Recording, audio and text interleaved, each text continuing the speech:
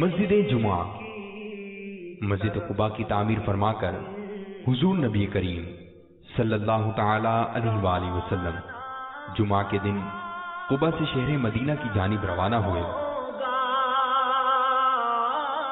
راستے میں قبیلہ بنی سالم کی مسجد میں پیارے آقا مدینے والے مصطفیٰ صلی اللہ تعالی علیہ وآلہ وسلم نے نماز جمعہ ادا فرمائی۔ یہی وہ مسجد ہے جو آج تک مسجد جمعہ کے نام سے مشہور ہے۔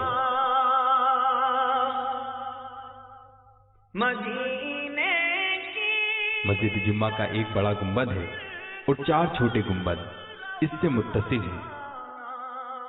مسجد کے شمال میں بڑے دروازے کے بائیں ہاتھ ایک مینار ہے